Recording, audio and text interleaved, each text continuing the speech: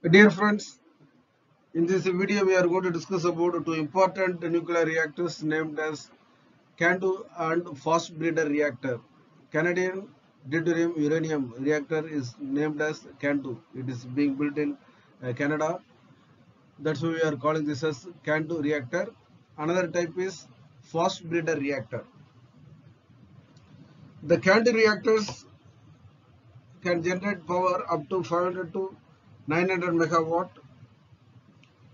It is widely used in Canada, Pakistan, India, Korea, and Argentina. This type of reactor comes under the category of heavy water moderated reactor. Heavy water is used as a moderator in this type of Candu reactors, but it is not implemented in US due to some economic issues. They are not adopting this type of Candu reactors in United States. The second one, what we are going to discuss is the gas-cooled reactor. Here, the graphite is used as a moderator. This is mostly used in England. Along with graphite as moderator, carbon dioxide is used as a coolant. Now let us go into the constructional and working of Candu and fast breeder reactors. So now look at the diagram of the Candu reactor, that is Canadian deuterium uranium reactor. It's termed as a Candu reactor. This is commonly of pressurized heavy water reactor category. It will be classified under PWHR, pressurized heavy water reactor. This heavy water utilizes natural uranium 235 as the fuel, and heavy water, that is a D2O, seawater, heavy water as the coolant and the moderator. It serves the heavy water serves as the coolant as well as a moderator, and fuel is naturally available uranium 235. This calandria is nothing but this inner part is called as calandria. This part is called the calandria. It's a low pressure horizontal vessel consisting of circular channels arranged in a regular fashion and immersed in a moderator heavy water circuit. This is called immersed in a heavy water or moderator water circuit. The pressure tubes, that is fuel rods assembly, loaded in calandria, that is this area is called calandria, with the coolant, that is nothing but heavy water flowing around the silk alloy tubes inside the pressure tubes.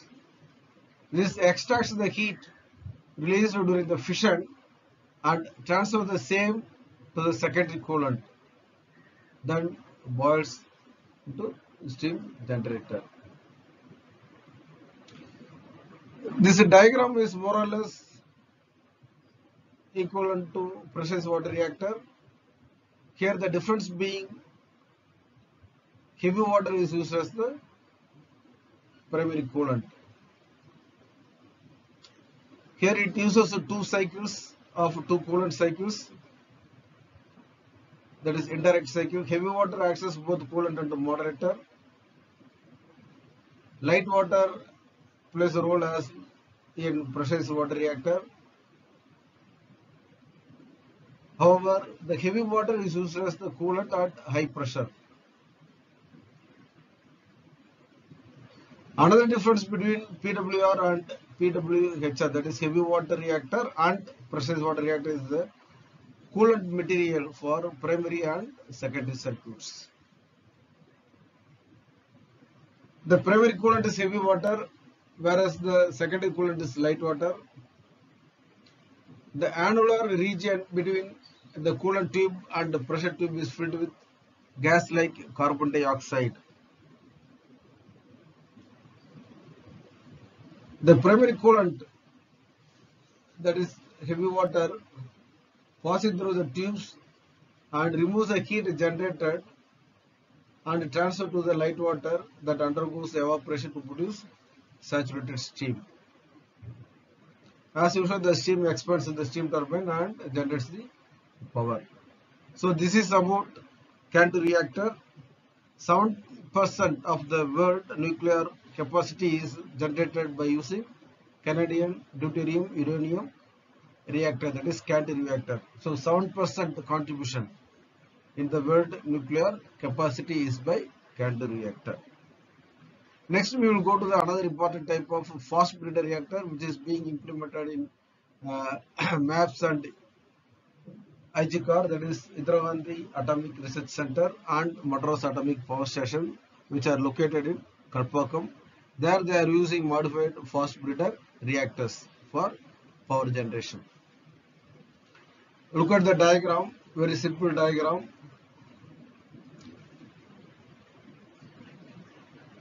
Here there will not be any moderator. That's the first point we want to make it clear. Whereas in the previous case, in the Candu reactor, we have used heavy water as a moderator in the high pressure region. Whereas in the fast breeder reactor, there is no moderator. Since the breeder itself will react as a moderator. Here where there is no moderator, it generates energy from the nuclear fuel through the irradiation with fast neutrons. In thermal reactor, that is neutrons produced as a result of neutron absorption in fuel possesses high kinetic energy of the order of 200 million electron volt.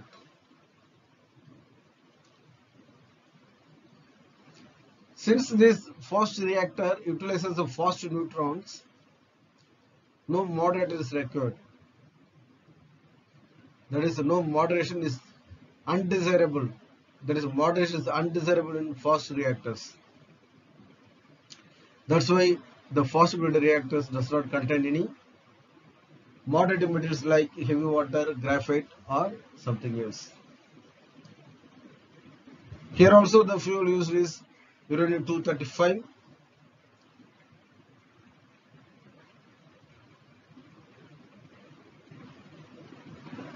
It is why it is called as breeder. Breeding means it will generate neutrons on its own. That is, it is a self-sustainable reactor, and it will release or it will generate uranium fuel like plutonium-239.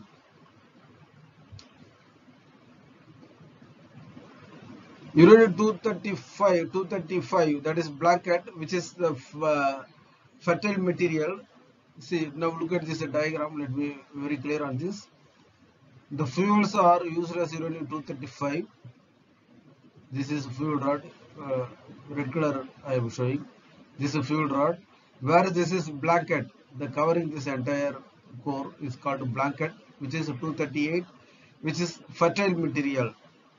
This fertile material will absorb the neutrons and it will convert into uranium-235 and plutonium-239. Then they will be used as the fuels. That's why it is called as breeding reactors. This is a primary loop. This is a secondary loop. Here another major advantage is we are not allowing the radioactive steam to expand in the turbine, but we are using that radioactive steam to transfer the heat to the secondary incoming feed water, which is coming from condensate or condenser by means of feed pump. There will not be any contact between this radioactive steam and the feed water, so there will not be any radioactive gets expanded in the steam turbine. That is another important point we have to observe here. Since radioactive substances will not be allowed to get expanded in the reactors. Here there are different types of reactors we are having: sodium cooled fast reactor, lead cooled fast reactor and helium cooled fast reactor. Both sodium cooled fast reactor and lead cooled fast reactor are called liquid metal cooled fast reactors, LMFBR, liquid metal. Sodium is also called as liquid metal fast reactors. This is nothing but a liquid metal or sodium cooled graphite reactor.